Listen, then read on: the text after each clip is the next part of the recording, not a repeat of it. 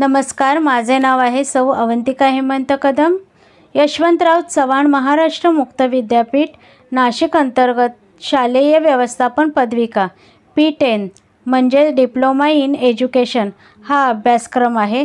त्यातील पुस्तक 6वे EDU 117 विद्यार्थी सेवा कल्याण आणि विद्यार्थी गुणवत्ता विकास या विषयाची माहिती पाहूया. घटक 7 शालेय शिस्तीसाठी प्रयत्न. पाठ्यमुद्दे शिस्तीचे अंतर्बाह्य स्वरूप. 2 लादलेली शिस्त व स्वयंप्रेरित शिस्त. 3 शिस्त व शालेय नियमावली. 4 शिस्त पालनाची प्रवृत्ती किंवा स्वयंशिस्त.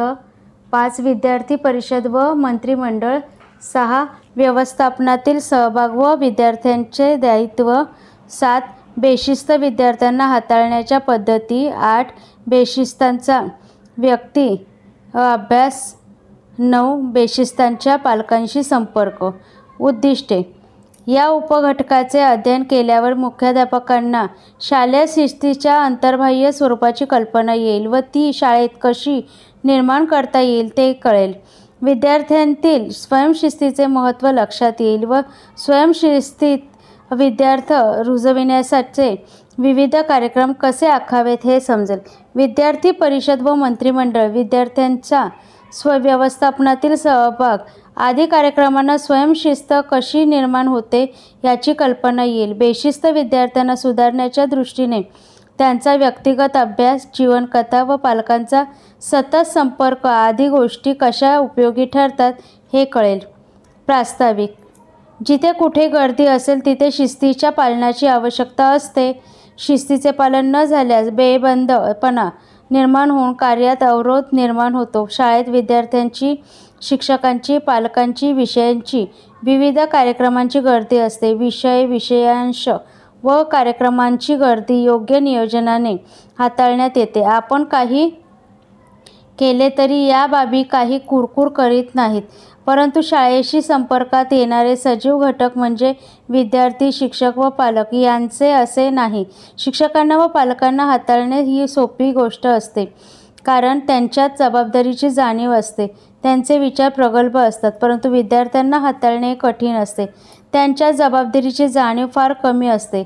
मनावर नियंत्रण ठेवण्याची त्यांची क्षमता कमी असते व त्यामुळे वेगाने अधोगतीकडे धाव घेणाऱ्या मनप्रवृत्तीस रोखण्यास ते सुसंस्काराच्या व योग्य नियंत्रणाच्या अभावी अक्षम ठरतात.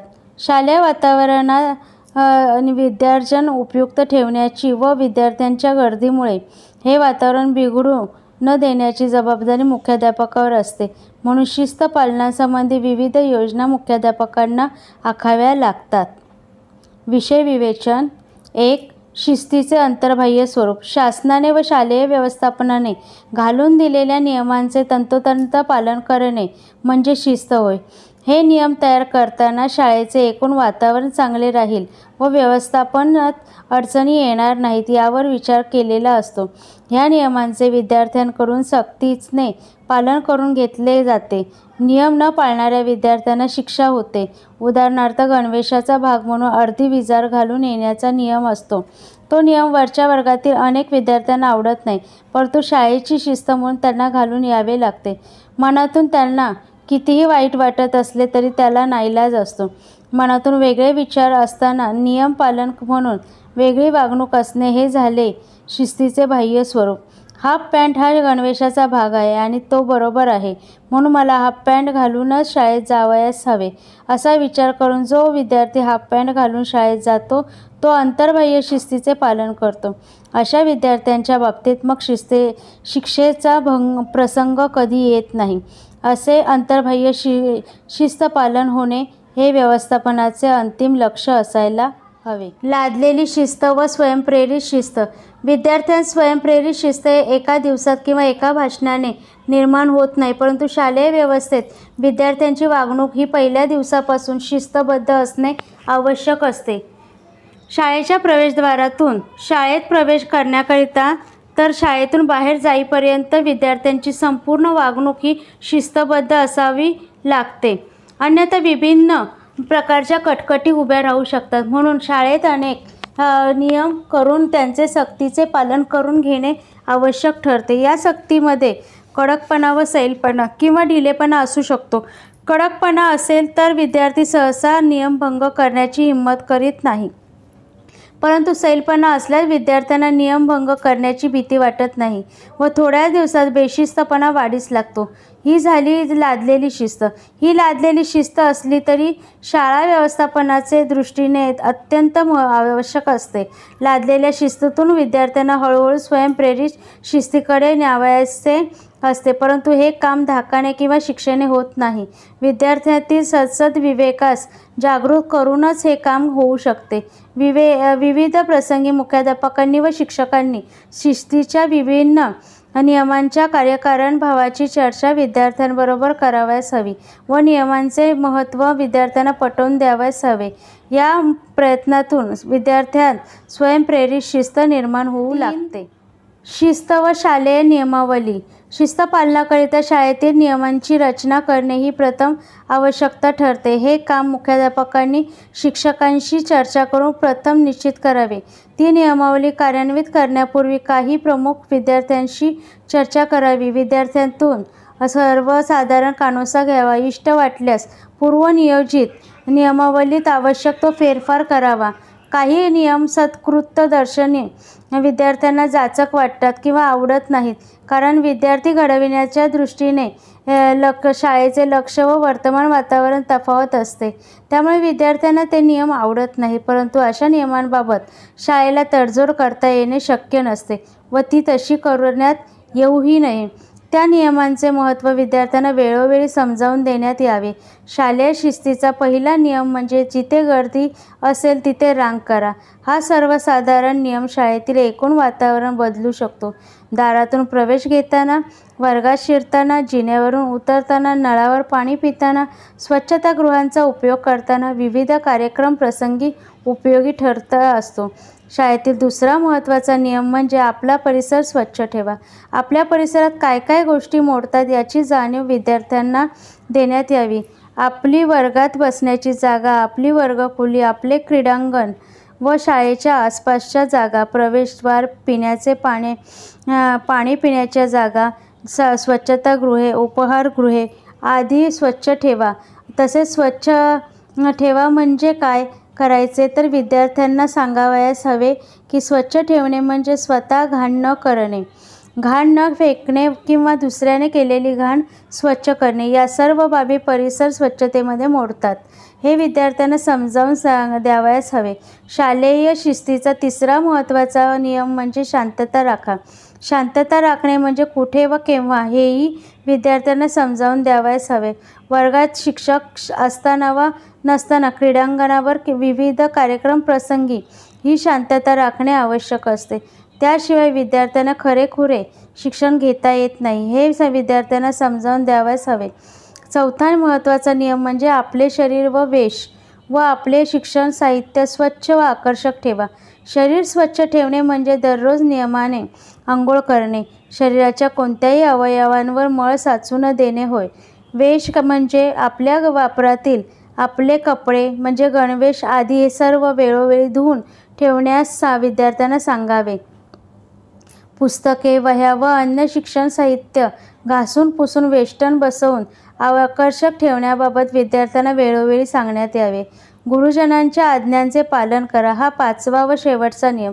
शाळेतील शिक्षक, कर्मचारी किंवा वरच्या वर्गातील ज्येष्ठ शाळाबंधू यांना मान देणे व सांगितल्याप्रमाणे वर्तन ठेवणे, त्यांच्याशी मुजोरी न करणे आदी गोष्टी या पाचव्या नियमात बसतात. तसे मुख्याध्यापकांनी किंवा व्यवस्थापनाने निश्चित केलेल्या विविध नियमांचे पालन याच नियमातून अंतर्भूत होते, कारण हे नियम देखील मोठ्यांच्या आज्ञाच असतात. शिस्त पंचकाचे म्हणजे वर सांगितलेल्या 5 शिस्तींच्या नियमांचे पालन करण्याची प्रवृत्ती विद्यार्थ्यांत जोपासणे हे व्यवस्थापनाचे उद्दिष्ट असते. या नियमांचे पालन होणे ही गोष्ट वेगळी आहे आणि या नियमांचे पालन करण्याची प्रवृत्ती निर्माण होणे ही गोष्टी वेगळी आहे. 1. नियमांचे पालन. शिस्तीच्या नियमांचे पालन होण्याकरिता नियमांचे पालन न झाल्यास शिक्षा होईल या विद्यार्थ्यांना सांगण्यात येणे नियम पालन करून घेण्याचा हा अत्यंत साधा व धोपट मार्ग आहे. यातून शिस्त पालन होते ही गोष्ट सत्य असली तरी त्यामुळे व्यवस्थापनाविषयी किंवा दंड करणाऱ्या व्यक्तीविषयी अप्रियता निर्माण होते. ही गोष्टही लक्षात ठेवावयास हवी. शिक्षा देत असताना खालील गोष्टी केल्यास ही अप्रियता कमी होऊ शकते. 1. प्रमाणबद्ध शिक्षा. गुन्ह्याच्या किंवा नियमभंगाच्या प्रमाणात शिक्षा असावी. उठसूट आर्थिक दंड करणे, पालकांना बोलावून आणण्यास सांगणे किंवा शाळेतून नाव काढून टाकणे या शिक्षा योग्य ठरत नाही. विद्यार्थी सभेत विद्यार्थ्यांकडून घडलेल्या गुन्ह्याचा त्यांच्या नावासह उच्चार करणे किंवा त्यासंबंधी विद्यार्थ्यांची कानउघडणी करणे अशीही शिक्षा असू शकते. मुख्याध्यापकांनी आपल्या कक्षात संबंधित विद्यार्थ्यास बोलावून ते तू असे करशील अशी माझी अपेक्षा नव्हती असे म्हणणे ही चांगल्या विद्यार्थ्याकरिता शिक्षेसमान ठरते. म्हणून शिक्षेचे स्वरूप गुन्ह्याच्या स्वरूपावर व संबंधित विद्यार्थ्यांच्या मनोवृत्तीचा विचार करून ठरवायला हवे. सर्वांकरिता एका विशिष्ट नियमभंगाकरिता एकच शिक्षा हे गुन्हेगाराशी वागण्याचे तंत्र झाले. हे विद्यार्थ्यांना सुधारण्याचे तंत्र नव्हे हे लक्षात ठेवावयास हवे. स्थळ व काळाचा विचार करून नियमभंगाबाबत शिक्षेचे प्रमाण ठरवायस हवे. अभ्यास करून न येणाऱ्या विद्यार्थ्यांना शाळेत वेळानंतर थांबवून न केलेले गृहकार्य करून घेण्याची शिक्षा देता येते. परंतु जर एखादा विद्यार्थी 5 किलोमीटर अंतरावरील खेड्यातून शाळेत येत असेल तर अशा विद्यार्थ्याला अशी शिक्षा देणे अनुचित ठरेल आणि ज्यावेळी दिवस लहान असतो अशा हिवाळ्याच्या दिवसात अशी शिक्षा ठोठावणे शिक्षकाकरिता त्रासदायक ठरू शकते. म्हणून स्थळ काळाचा विचार करून अशी शिक्षा ठोठावणे अयोग्य ठरते. 4. शिस्त पालनाची प्रवृत्ती किंवा स्वयंशिस्त. शिस्त पालनाची प्रवृत्ती मात्र शिक्षेच्या धाकाने निर्माण होत नाही. ही प्रवृत्ती निर्माण करण्याकरिता विद्यार्थ्यांशी सुसंवाद साधावा लागतो. हा सुसंवाद साधण्याकरिता वेगळ्या मार्गाचा अवलंब करावा लागतो. 1. नियम निश्चित विद्यार्थ्यांचा सहभाग. शाळेतील विविध नियम निश्चित करताना विद्यार्थ्यांना किंवा तुकड्यांच्या प्रतिनिधींना विश्वासात घेऊन नियम तयार केल्यास हे नियम पालन करणे आपले कर्तव्य आहे ही भावना विद्यार्थ्यात निर्माण होते व त्यामुळे त्यांच्या उल्लंघनाचा प्रसंग फार कमी येतात. उदाहरणार्थ शारदोत्सव व स्नेहसंमेलन प्रसंगी द्यावयाच्या जेवणाकरिता किती वर्गणी ठेवायची हे ठरविताना जर विद्यार्थ्यास विश्वासात घेऊन वर्गणी ठरवली तर ती गोळा करणे सोपे असते. परंतु शालेय व्यवस्थापनाने विद्यार्थ्यांशी विचारविनिमय न करता तशी सूचना काढली तर त्याविषयी कुरबुर सुरू होते. इतके पैसे लागतात काय? विनाकारण जास्त पैसे मागतात. आपण तर नाही आणणार इतके पैसे आदी शेरे सुरू होतात व मग ही वर्गणी गोळा करणे कठीण जाते. 2. नियमांचे महत्त्व व आवश्यकता विशद करणे. जे नियम तयार करण्यात आले आहेत त्यांचे महत्त्व काय, त्यापासून कोणती सुव्यवस्था निर्माण होईल व अडचण होणार नाही याची कल्पना विद्यार्थ्यांना द्यावयास हवी. हा नियम केला नाही तर काय अडचणी निर्माण होतील याची चर्चा विद्यार्थ्यांशी करावयास हवी. म्हणजे या नियमाला होणारा बहुतांश विरोध कमी होतो. 3. नियम पालन विद्यार्थ्यांचा सहभाग. विद्यार्थ्यांकडून नियम पालन करवून घेण्याच्या जबाबदारी हे काही प्रमुखाने विद्यार्थ्यांवर टाकली तर या विद्यार्थ्यांमध्ये नियमाविषयी आस्था निर्माण होते आणि हळूहळू त्या विद्यार्थ्यांचा सहभाग बनत जातो. वर्गातील वर्गप्रमुखाची वागणूक या जबाबदारीमुळेच शिस्तबद्ध असते. 4. नियमभंग करणाऱ्या व्यक्तिगत चर्चा. नियमभंग करणाऱ्या विद्यार्थ्याला शिक्षा करण्याऐवजी शिक्षक व मुख्याध्यापकांनी त्यांच्याशी व्यक्तिगत चर्चा करून त्याची चूक त्याला समजावून दिली तर पुढे तशी चूक आपल्याकडून न होऊ देण्याचा दक्षता सर्वसाधारण विद्यार्थी घेतो. 5. विद्यार्थी परिषद व मंत्रिमंडळ. स्वयंशिस्त निर्माण करण्याच्या बाबतीत जी चर्चा केली त्या अनुषंगाने विद्यार्थी परिषद व मंत्रिमंडळ ही उपकारक ठरतात. विद्यार्थी परिषदेमुळे नियम निर्मितीत विद्यार्थ्यांचा सहभाग साधता येतो व मंत्रिमंडळामुळे त्या नियमांच्या क्रियान्वयाची जबाबदारी विद्यार्थ्यांवर टाकता येते. शिवाय या कार्यक्रमात विद्यार्थ्यांना लोकशाही पद्धतीने शिक्षण देता येते. लोकशाहीमध्ये विद्यार्थ्यांचे किंवा नागरिकांचे अधिकार काय व त्यांची कर्तव्ये काय याची जाणीवही विद्यार्थ्यांना करून देता येते. 1. विद्यार्थी परिषदेची निर्मिती. विद्यार्थी परिषद प्रत्येक तुकडीतून 1 किंवा 2 प्रतिनिधी निवडून करण्यात यावी. सहशिक्षणाची शाळा असेल तर अल्पसंख्याक समुदायास म्हणजे मुलांना किंवा मुलींना विशेष प्रातिनिधित्व त्यांच्या संख्येच्या प्रमाणात देण्यात यावे. मुली असलेल्या तुकडीतून मुलींची 1 प्रतिनिधी निवडून घेणे पुढील कामाच्या दृष्टीने देखील इष्ट ठरते. ही निवडणूक वर्गखोलीत साध्या गुप्त मतदान पद्धतीने घेण्यात यावी, म्हणजे चिठ्ठ्या टाकून घेण्यात यावी. शाळा नायकाच्या निवडणुकीची पद्धत राजकीय निवडणूक पद्धतीसारखी ठेवण्यात यावी, परंतु राजकीय निवडणुकीत प्रचाराकरिता येणारा वेळ व खर्च होणारा पैसा या निवडणुकीत खर्च होणार नाही याची काळजी घ्यावी. फक्त मौखिक प्रचार, भेटी, मुलाखती, हाताने लिहिलेले पोस्टर किंवा हस्तलिखित पत्रके काढण्यास अनुमती असावी. शालेय फलकावर उपयोग करता यावा. प्रचार होकारात्मक असावा, नकारात्मक नसावा, आपले मत सांगणारा असावा, दुसऱ्यांना दोष देणारा नसावा, गटधिष्ठित प्रचार नसावा. या बाबतीत काळजी घ्यावी.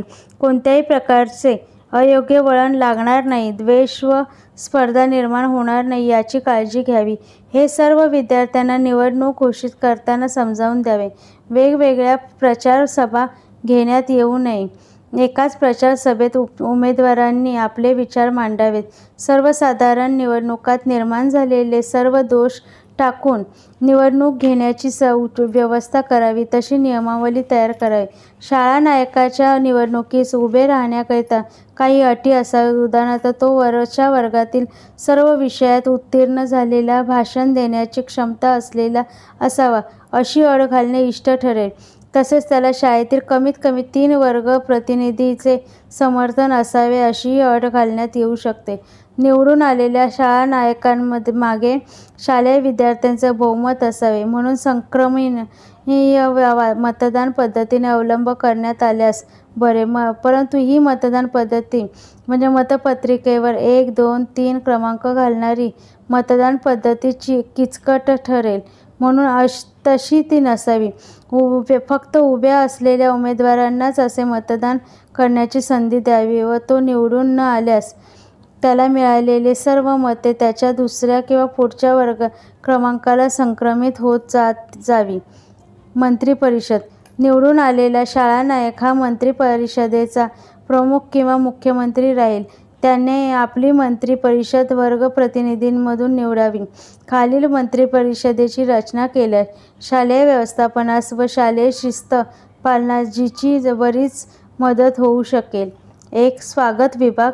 शाळेत विविध प्रसंगी येणाऱ्या पाहुण्यांचे स्वागत करणे, त्यांच्या आदरातिथ्याची व्यवस्था करणे, नियोजित कार्यक्रमानुसार त्यांना त्यांच्या घरून घेऊन येणे व त्यांना पुन्हा घरी पोहोचवून देण्याची व्यवस्था करणे आदी बाबी स्वागत विभागाच्या कक्षेत द्याव्यात. कार्यक्रमात पाहुण्यांचा परिचय करून देण्याचे कामही या विभाग प्रमुखाकडे असावे. हा विभाग शाळा नायक किंवा मुख्यमंत्री यांच्याकडे सोपविण्यात यावा. 2. शालेय शिस्तपालन व मालमत्ता रक्षण विभाग. या विभागाच्या कार्यकक्षेत प्रत्येक वर्गखोलीत शांतता राखणे, प्रवेशद्वारे, क्रीडांगणे, जिने, भोजन कक्ष, पाण्याची व्यवस्था, स्वच्छतागृहे, वाहन स्थानक आदी ठिकाणी शिस्त ठेवण्याची व्यवस्था करणे, आरडाओरड, धक्काबुक्की, झगडे आदी होणार नाही याची काळजी घेणे, अशी परिस्थिती आल्यास विद्यार्थ्यांना समजावून शांत करणे व गडबड करणारे विद्यार्थी हुडकून त्यांची नावे मंत्री परिषदेच्या नियंत्रणाकडे व मुख्याध्यापकांकडे देणे ही कामे या विभागाकडे असावी. तसेच वर्गातील डेस्क, बेंच, टेबल, खुर्ची, पंखे यांची मोडतोड होणार नाही. अन्य ठिकाणचे साहित्य, विशेषतः फर्निचर हे सुस्थितीत राहील याची काळजी घेण्याचे काम या विभागाकडे असावे. तसेच शाळेच्या वास्तूची काळजी घेणे, सफेदी रंग करून घेणे, भिंती स्वच्छ ठेवण्याची जबाबदारी ही कामे या विभागाकडेच असावी. सर्व वर्गांच्या वर्गनायकांचे या बाबतीत सहकार्य लागेल. या विभागाच्या प्रमुखाचे काम ज्या विद्यार्थी नायकाकडे सोपवण्यात येईल त्याला गृहमंत्री संबोधण्यात यावे. 3. जलव्यवस्था विभाग. विद्यार्थ्यांकरिता व शाळेतील इतर घटकांकरिता देखील पिण्याकरिता शुद्ध पाण्याची व्यवस्था करणे, स्वच्छतागृह, उपाहारगृह, भोजन कक्ष आदी ठिकाणी पुरेशा पाण्याची व्यवस्था करणे हे काम या विभागाकडे असावे. तसेच पाण्याच्या टाक्या, पाणी काढण्याची लहान भांडी, पाणी पिण्याचे ग्लास हे स्वच्छ राहतील याचीही काळजी घेण्यात यावी. आवश्यक तेव्हा पाणी निर्जंतुक करण्याची व्यवस्था या विभागाने करावी. तसेच पाणी विनाकारण सांडणार नाही व त्याचा गैरउपयोग होणार नाही याचीही काळजी घेण्यात यावी. पाण्याचा गैरवापर करणाऱ्यांची नावे लिहून घेऊन ती मुख्याध्यापकांकडे किंवा नियंत्रकाकडे योग्य कार्यवाहीकरिता सोपवण्यात यावी. 4. स्वच्छतागृह, वर्गखोल्या, अन्य खोल्या, जिने, गॅलरी, क्रीडांगण, स्वच्छतागृह, उपाहारगृह, वाचनालय, ग्रंथालय, प्रयोगशाळा आदी स्वच्छ ठेवण्याची जबाबदारी या विभागाकडे सोपवण्यात यावी. वर्गखोल्या स्वच्छ ठेवण्याच्या बाबतीत वर्गनायक जबाबदार राहतील, परंतु क्रीडांगण व अन्य स्थानांकडे या विभाग प्रमुखाने विशेष लक्ष द्यावयास हवे. शाळेच्या सेवक वर्गाकडून ही कामे व्यवस्थित होतील याची काळजी घेण्यात यावी. सेवक जर टाळाटाळी करीत असतील तर मुख्याध्यापकांना तशी सूचना देण्यात यावी. तसेच विद्यार्थी अकारण घाण करणार नाहीत व झालेली घाण स्वच्छ करतील इकडेही या विभागाकडे लक्ष पुरवावे. उदाहरणार्थ क्रीडांगणावर कागदाचे तुकडे टाकणे, चॉकलेटची वेष्टने, बोरांच्या वाठोळ्या फेकणे, नळाच्या खाली, पिण्याच्या पाण्याच्या ड्रमखाली चिखल करणे, स्वच्छतागृहाबाहेर मलमूत्र विसर्जन करणे या बाबींवर लक्ष ठेवून विद्यार्थ्यांना समज देणे व न ऐकणाऱ्या विद्यार्थ्यांना मुख्याध्यापकांकडे उभे करणे ही कामे या विभागाकडे असावीत. 5. भोजन कक्ष व उपाहारगृह व्यवस्था, या विभागात नियमित वेळी आवश्यक ती मांडणी करणे, उपाहारगृहातील वस्तू शुद्ध, सात्विक व स्वच्छतापूर्ण राहतील याची काळजी घेणे, भोजन कक्ष व उपाहारगृहे स्वच्छ ठेवण्याची व्यवस्था करणे, तिथे माशा बसू नयेत म्हणून फिनाईलचा शिडकाव करणे आदी गोष्टी या विभागाच्या कार्यकक्षेत येतील. तसेच तेथे गोंधळ होणार नाही याची काळजी घेण्यात यावी. आवश्यक त्यावेळी सेवकांचे सहकार्य घेण्यात यावे. 6. क्रीडांगण व्यवस्था, क्रीडांगण दगडविरहित ठेवणे, त्यावर पाणी घालणे, मुरूम घालणे, क्रीडांगणाची आखणी करणे ही कामे या विभागाकडे सोपवण्यात यावी. तसेच क्रीडांगणावर होणारी सर्व कार्यक्रम व्यवस्थितपणे व शांतपणे पार पडतील याकडे या विभागाचे लक्ष असावे. खेळत असताना जखमी होणाऱ्या विद्यार्थ्यांवर उपचार करण्याची जबाबदारी या विभागाकडे असावी. त्याकरिता क्रीडा शिक्षक व अन्य सेवक वर्ग यांचे मार्गदर्शन व सहाय्यक विभाग प्रमुखाने मिळवावे. तसेच आवश्यक ते क्रीडा साहित्य व्यवस्थापनाकडून उपलब्ध करून घेणे, त्याची योग्य निगा राखणे व उपयोग करणे यावर या विभाग प्रमुखाने नियंत्रण ठेवावे. तुटफूट झालेल्या साहित्याची दुरुस्ती करून घेण्याचे कामही या विभागाकडेच असावे. विविध शारीरिक व क्रीडा स्पर्धांत भाग घेणे नियंत्रण करणे ही कामे या विभागाकडे सोपवावी. 7. ग्रंथालय व वाचनालय व्यवस्था, या विभागाकडे ग्रंथालयातून पुरेशी पुस्तके उपलब्ध करून घेणे, त्यांची निगा राखणे, पुस्तक बांधणी करून घेणे, पुस्तकाचा दुरुपयोग होणार नाही याची काळजी घेणे, वाचनालयात पुरेशी वर्तमानपत्रे, मासिके आदी उपलब्ध करून देणे आदी कामे सोपवण्यात यावीत. तसे वाचनालयाच्या व ग्रंथालयाच्या स्वच्छतेकडे व शांततेकडेही या विभाग प्रमुखाने लक्ष द्यावे. विशेषतः पुस्तकांवर धूळ बसणार नाही याकडे लक्ष द्यावे. ग्रंथपालाचे, सेवकांचे व अन्य विद्यार्थ्यांचे सहाय्य घ्यावे. प्रदर्शन फलकावर नवीन पुस्तकांच्या वेष्टनांचे प्रदर्शन करणे व वर्तमानपत्रातील विशेष मथळे प्रदर्शन फलकावर लिहून घेणे, वार्तापत्र लिहून घेण्याचे काम या विभागाकडे असावे.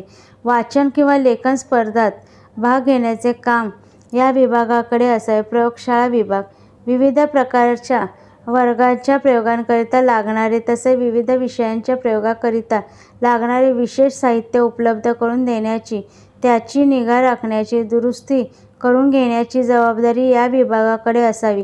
हस्तव्यवसायाकरिता लागणाऱ्या साहित्याची जबाबदारी देखील याच विभागाकडे असावी. तसेच प्रयोगशाळेतील साहित्याचा उपयोग चांगला होईल, तुटफूट होणार नाही, प्रयोगस्थान स्वच्छ व आकर्षक राहील याची काळजी घेण्याचे कामही या विभागाकडे असावे. या विभागात विशेषतः विज्ञान प्रयोगशाळेत अपघात होण्याची शक्यता असते, म्हणून येथे अग्निशामक सामग्री व प्रथमोपचार पेटी त्वरित उपलब्ध राहील अशी व्यवस्था करण्याची जबाबदारी या विभागाकडे असावी. विविध प्रदर्शनांचे आयोजन करणे व शालाबाह्य प्रदर्शनात शाळेचे प्रतिनिधित्व करण्याची जबाबदारी या विभागाकडे असावी. सांस्कृतिक कार्यक्रम विभाग शाळेत अशा कार्यक्रमांचे नियंत्रण करणे, त्याकरिता लागणारे साहित्य उपलब्ध करून देणे, त्यांची निगा राखणे, दुरुस्ती करणे व व्यवस्थित उपयोग करण्याची जबाबदारी या विभागाकडे देण्यात यावी. उदाहरणार्थ पेटी, तबला आदी गोष्टींची निगा किंवा दुरुस्ती या विभागाकडे येईल. तसेच शाळेबाहेर होणाऱ्या सांस्कृतिक कार्यक्रमात भाग घेण्याचे कामही या विभागाकडे सोपवावे. या मंत्रिपरिषदेत नियंत्रक व मार्गदर्शक मुख्याध्यापक किंवा एखादे ज्येष्ठ शिक्षक असतील. त्यांनी विविध विभागांच्या मंत्र्यांच्या बैठकी वेळोवेळी आयोजित कराव्यात. या बैठकात कामाचा आढावा घ्यावा व पुढील कामाकरिता योजना आखण्यात यावी. 6. व्यवस्थापनातील सहभाग व विद्यार्थ्यांचे दायित्व. वरील प्रकारे विद्यार्थी परिषद व मंत्रिमंडळाची रचना केल्यास व्यवस्थापनात विद्यार्थ्यांचा सहभाग निर्माण होतो व विद्यार्थ्यांना आपल्या जबाबदारीची जाणीव होते व शालेय शिस्त पालन करून घेण्यास बरीच मदत होते. विद्यार्थी परिषद व मंत्रिमंडळाची रचना करणे उचित वाटत नसल्यास व्यवस्थापनात विद्यार्थ्यांचा सहभाग निर्माण करून शालेय शिस्त चांगली राहावी म्हणून निरनिराळ्या विभागांच्या नियोजनाकरिता छोट्या छोट्या समित्या नियुक्त करून त्यांच्यावरील प्रमाणे जबाबदारी सोपवून शिस्तपालन व शालेय व्यवस्थापनात सुकर होऊन चांगले करून शाळेचे वातावरण सुधारता येते. विद्यार्थी सहभागाविषयी मागील प्रकरणात विस्तृत माहिती दिलेली आहे. 7. बेशिस्त विद्यार्थ्यांना हाताळण्याची पद्धती. बेशिस्त विद्यार्थ्यांना हाताळण्याच्या पद्धतीचा विचार करण्यापूर्वी बेशिस्तीचे व बेशिस्त विद्यार्थ्यांचे वर्गीकरण करणे इष्ट ठरेल. 1. बेशिस्तीचे प्रकार. शाळेत उशिरा येणे. 2. शाळेत अनुपस्थित राहणे. 3. शाळेतून पळून जाणे. 4. वर्गात गोंधळ घालणे, आरडाओरड करणे. 5. क्रीडांगणावर दंगामस्ती करणे. 6. रांगेत न राहणे. 7. शिक्षकांच्या आज्ञांचे पालन न करणे. 8. परिसर अस्वच्छ करणे. 9. मारामाऱ्या करणे. 10. गृहकार्य करून न येणे इत्यादी बाबी बेशिस्त वागणुकीत मोडतात. 1. बेशिस्तीचे सौम्य प्रकार. या बेशिस्त वागणुकीपैकी शाळेत उशिरा येणे, शाळेतून पळून जाणे, वर्गात गोंधळ करणे, रांगेत न राहणे व परिसर अस्वच्छ करणे ह्या बाबी सौम्य बेशिस्तीच्या प्रकारात मोडतात. 2. बेशिस्तीचे गंभीर प्रकार. शाळेत अनुपस्थित राहणे, कार्यक्रमांना अनुपस्थित राहणे, गृहकार्य न करणे, शिक्षकांच्या आज्ञेचे पालन न करणे, मारामाऱ्या करणे ह्या बाबी गंभीर बेशिस्तीच्या प्रकारात मोडतात. 2. बेशिस्ती विद्यार्थ्यांचे प्रकार. सर्वच बेशिस्त विद्यार्थ्यांना एकाच प्रकारात टाकून त्यांच्याशी एकसारखा व्यवहार करणे इष्ट ठरत नाही. काही विद्यार्थी भावावेशात येऊन क्वचित प्रसंगी नियमभंग करतात. काही विद्यार्थी क्वचित प्रसंगी परिस्थितीमुळे बेशिस्त वर्तन करतात. हा बेशिस्तीचा सौम्य प्रकार आहे. मित्रांच्या संगतीत राहून किंवा वेळोवेळी उद्भवणाऱ्या परिस्थितीमुळे पुन्हा पुन्हा शिस्तभंग करणारे विद्यार्थी हा बेशिस्तीचा गंभीर प्रकार आहे. परंतु शिस्तभंग करणारे ज्यांचा स्वभाव धर्म झाला आहे व जे इतर विद्यार्थ्यांनाही शिस्तभंग करण्याकरिता प्रेरित करतात व धाकधपटशा दाखवितात असे विद्यार्थी हा बेशिस्तीचा अतिगंभीर प्रकार आहे. 3. हाताळण्याची पद्धती.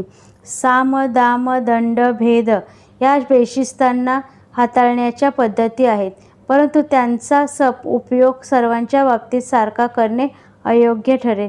बेशिस्ताच्या प्रकारानुसार व बेशिस्तांच्या प्रकारानुसार योग्य त्या पद्धतीचा उपयोग करावयास हवा. म्हणजे बेशिस्तीचा प्रकार आणि बेशिस्तांचा प्रकार या दोनही प्रकारांचा मध्ये हे उपयोग करावा. सौम्य प्रकारच्या बेशिस्तीकरिता सौम्य प्रकारच्या बेशिस्त विद्यार्थ्यांवर साम पद्धतीचा उपयोग बराच फलदायी ठरतो. अशा विद्यार्थ्यांना प्रेमाने समजावून दिल्यास पुढे त्यांच्या हातून तसा गुन्हा घडत नाही व तशा बेशिस्तीचे प्रमाण बरेच कमी होते. गंभीर स्वरूपाच्या बेशिस्तीकरिता दोषी ठरलेले किंवा पुन्हा पुन्हा तोच गुन्हा करणारे विद्यार्थी यांना हाताळण्याचे सौम्य पद्धती म्हणजे दाम. गुणांच्या किंवा प्रमाणपत्राच्या आमिषाने गंभीर प्रकारच्या गुन्ह्यांचे व नियमभंगाचे प्रमाण घटू शकते. उदाहरणार्थ, दररोज अनियमित शाळेत येणाऱ्या विद्यार्थ्यास प्रमाणपत्र देऊन यासंबंधी महिन्यातला त्याला कितीपैकी किती गुण मिळाले हे आपण सांगितल्यावर विद्यार्थी नियमितपणे उपस्थित राहण्यास प्रयत्न करतो.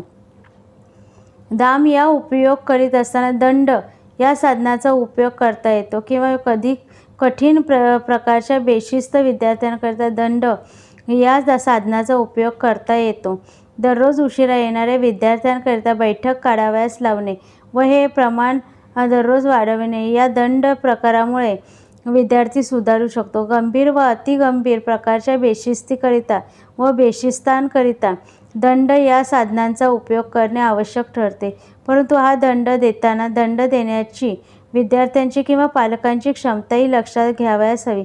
किरकोळ शरीरयष्टाच्या व सहनशक्तीच्या विद्यार्थ्यांना बराच शारीरिक दंड देणे अयोग्य ठरते किंवा गरीब विद्यार्थ्याला जास्त आर्थिक दंड देणे इष्ट ठरत नाही. शारीरिक किंवा आर्थिक दंडाने विद्यार्थ्यांस चिमटा बसावयास हवा, इजा होऊ नये हे सूत्र लक्षात घेऊन दंड दिला तर मग या दंडाचा उपयोग चांगला होतो, अन्यथा दंडाचा विपरीत परिणाम होऊ शकतो. बेशिस्त विद्यार्थ्यांचा एखादा गट नेहमी बेशिस्त आचरण करीत असेल तर त्यातील म्होरक्या कोण हे शोधून काढून भेदनीतीचा अवलंब करून या गटात फूट पाडूनही टोळीच्या प्रमुखापासून इतरांना वेगळे करता येते. उदाहरणार्थ, एखाद्या बेशिस्त वर्तनाकरिता इतरांना शिक्षा करून टोळी नायकास सोडून दिले तर त्याच्यात फूट पाडता येते. त्या बाबतीत अपरोक्षपणे या टोळीचा नायकाविषयी घाबरटपणा, लाचारी, माफी मागणे, गयावया करणे यासारखे आरोप करवून त्याचे टोळी नायकत्वच नष्ट करता येते. याप्रमाणे गट जर फुटला तर बेशिस्त वागणूक कमी होते. 8. बेशिस्तांच्या व्यक्ती अभ्यास. बेशिस्त विद्यार्थ्यांतील काही विद्यार्थी कठीणत्व स्वरूपाचे असतात. त्यांना सर्वसाधारणपणे दुरुस्त करता येत नाही. त्यांच्या बाबतीत साम, दाम, दंड व भेद ही नीती अयशस्वी ठरते. अशा विद्यार्थ्यांच्या व्यक्ती अभ्यास करून त्यांच्या बेशिस्त वागणुकीमागील कारण शोधून काढावयास हवे. याकरिता समाजसेवा, पालक संघाचे पदाधिकारी यांच्याकडे हे काम सोपविण्यात यावे. मुख्याध्यापकाने सहकार्य करावे. यांच्याकरिता विद्यार्थ्यांशी बराच वेळ एकांतात बोलावे लागते. विद्यार्थ्यांशी समभाव निर्माण करून त्यांची जीवनकथा त्यांच्याकडून काढून घ्यावी लागते. त्यानंतर त्यांचे आईवडील किंवा पालक यांची भेट घेऊन त्यांच्याकडून काही गोष्टी समजावून घ्याव्या लागतात. त्यांच्या मित्रमंडळीकडूनही त्यांच्या आचारविचारातील दोष आपल्याला कळू शकतात. या सर्व जीवनकथेतून त्यांच्या असंगता व बेशिस्त वागणुकीची कारण परंपरा गवसते. यातून अशा विद्यार्थ्यांच्या सुधारणांचा वेगळा कार्यक्रम निश्चित करता येऊ शकतो. अशा विद्यार्थ्यांच्या मनातील अप्रिय घटनांचे तून साचविलेल्या गेलेल्या अप्रिय अनुभवांचे रेचन करावयास हवे. हे काम चर्चेद्वारे करता येते किंवा मग मनोरुग्ण तज्ज्ञांच्या सहाय्याने करता येते. मार्गांतरीकरण व उन्नयन यांचा उपयोग करून विद्यार्थ्यांच्या विचारातील दोष काढता येतात. विद्यार्थ्यांच्या क्षमतेनुसार चांगल्या गोष्टीकडे त्याला वळविता येते. 9. पालकांशी संपर्क. बेशिस्त विद्यार्थ्यांच्या पालकांशी संपर्क साधून बेशिस्त विद्यार्थ्यांवर नियंत्रण आणता येते. अशा विद्यार्थ्यांच्या पालकांना नित्य संपर्कात ठेवण्याची योजना आखण्यात यावी. मुख्याध्यापकांनी अशा पालकांची यादी आपल्याजवळ किंवा समाजसेवक शिक्षकांकडे ठेवावी व मधूनमधून त्यांना भेटीस बोलवावे किंवा त्यांच्याकडे जाऊन भेट घेण्याची व्यवस्था करावी. यामुळे बेशिस्त विद्यार्थ्यांच्या बेशिस्त वागणुकीवर बंधन आणता येते. या पाठाचा सारांश. विद्यार्थ्यांच्या शिस्तबद्ध वागणुकीमुळे शाळेचे वातावरण विद्यार्थ्यांस अनुकूल राहते व समाजाकरिता आकर्षक ठरते. ही शिस्त शालेय नियमांद्वारे निश्चित करावी लागते. शिक्षेच्या भीतीने पाळण्यात येणारी शिस्त ही बाह्य शिस्त असते. ती पासून सुरुवात करून विद्यार्थ्यांपर्यंत स्वयंप्रेरित शिस्त निर्माण करण्याच्या उद्देशाने योजना आखण्यात याव्यात. शिस्तीचे पालन करताना विद्यार्थ्यांचा सहभाग असावा. सर्वच गोष्टी लादू नयेत. नियम फार जास्त असू नयेत. 5 प्रमुख नियमांच्या आधारे शालेय शिस्त निर्माण करता येते. गर्दीच्या ठिकाणी रांग लावा. आपला परिसर स्वच्छ ठेवा. शांतता राखा. आपला वेश, शरीर व शिक्षण साहित्य आकर्षक व स्वच्छ ठेवा व गुरुजनांच्या आज्ञांचे पालन करा. या 5 नियमांच्या आधारावर शालेय शिस्त निर्माण करता येते. बेशिस्त विद्यार्थ्यांवर साम, दाम, दंड व भेद नीतीचा उपयोग करून त्यांना सुधारण्यात येते, परंतु दंड देताना तो विद्यार्थ्यांच्या चिमटा काढणारा नसावा, इजा करणारा नसावा, हे लक्षात ठेवावे. अतिगंभीर बेशिस्त करणाऱ्या विद्यार्थ्यांमध्ये सुधारणा घडवून आणण्याकरिता त्याचा व्यक्ती अभ्यास करून त्याची जीवनकथा समजून द्यावयास हवी. आवश्यक असल्यास मनोरुग्ण रोगतज्ञांचे सहाय्य घेऊनही त्याच्या अचेतन मनाला अचेतन व अवचेतन मनात दडलेल्या अप्रिय अनुभवाचे रेचन करून त्यांच्या प्रवृत्तीचे मार्गांतरीकरण व उन्नयन साधावयास हवे. हे करण्याकरिता पालकांचा नित्य संपर्क साधण्याची योजना असावी. या पाठात पारिभाषिक शब्द आलेले आहेत. शिस्तपंचक म्हणजे शालेय शिस्त निर्माण करण्याकरिता निर्धारित केलेले 5 मौलिक नियम. यात खालील नियमांचा अंतर्भाव होतो. 1. गर्दी तेथे रांग लावा. 2. आपला परिसर स्वच्छ ठेवा. 3. शांतता पाळा. 4. आपले शरीर व शिक्षण साहित्य स्वच्छ व आकर्षक ठेवा. 5. गुरुजनांच्या आज्ञा पाळा. धन्यवाद.